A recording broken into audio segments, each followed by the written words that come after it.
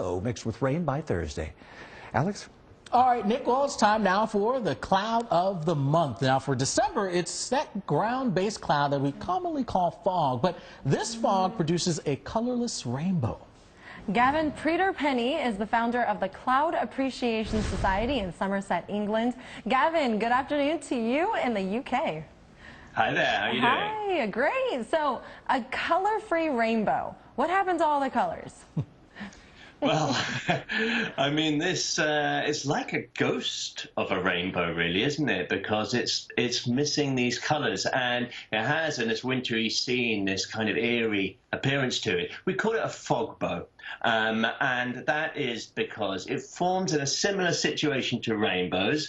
You've got the sun shining not onto rain, however, but onto a layer of fog.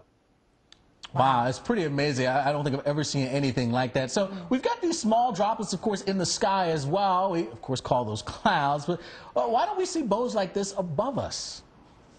Yeah, so I mean, well, firstly, it's the size of the droplets. Let's just talk about that, because it's the size of the droplets that mean this doesn't have color.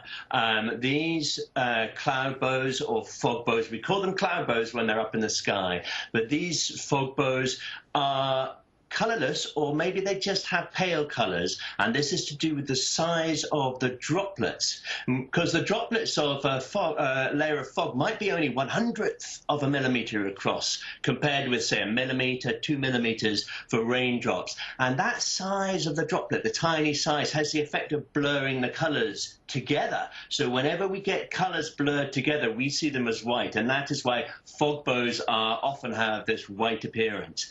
If you want to see them in cloud, you can't look up at the cloud because you need the sun shining from directly behind you. So you've got to be up high, maybe up hiking, or maybe up in an aircraft or something like that. So you can see with the sunlight behind you looking down onto cloud. Wow, so cool, so cool. So you mentioned a couple names, fog bows, cloud bows. Any other fancy names that you call them? Well, you sometimes see these out on the ocean, out at sea, when the sunlight's shining down onto some sea fog. And there's a mariner's name. The mariners always have names for these weather effects, and the mariner's name for them are sea dogs, which is rather a nice name, I think. This is incredible stuff. Gavin Preter-Penny there, the man behind, of course, the cloud of the month there. We always appreciate you chatting with us and talking about these clouds of the month. They're fascinating to us. So cool. Yeah, absolutely. Yeah, very interesting. All right, Nick, we're going to send it back to you. All right.